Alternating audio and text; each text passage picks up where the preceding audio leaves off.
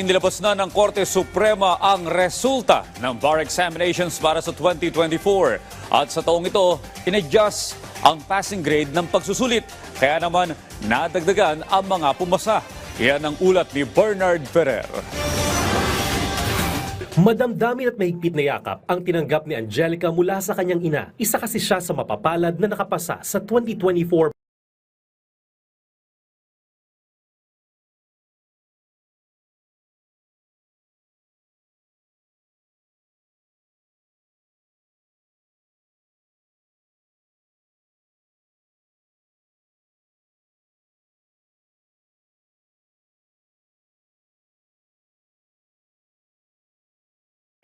Sa dasal ng nanay ko, yung anak ko na nandito po. Hindi niya kasi lubos akalain na sa unang beses niyang pagkuha ng bar exam ay makakapasa siya. Ito ang inspirasyon ng anak niya na planong sundan ang yapak niya bilang abogado. Mas gusto ko talagang pagpatuloy talaga, and hindi lang isa, hindi parang gusto ko rin talaga na parang maging dalawa yung maging abogado po sa pamilya po namin po.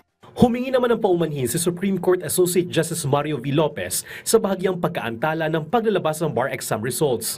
I apologize for the delay, but the delay is worth a sacrifice because that delay caused the adjustment of the grade so that there will be more lawyers who will pass the bar exam.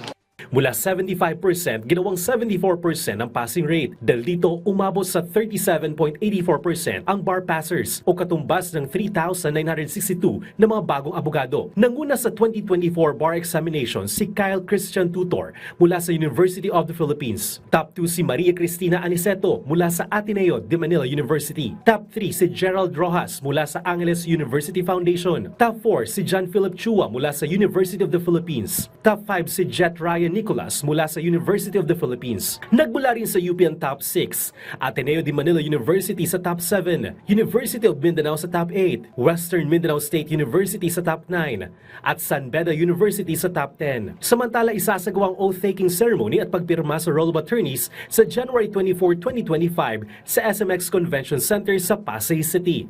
Bernard Ferrer para sa Pambansang TV sa Bagong Pilipinas.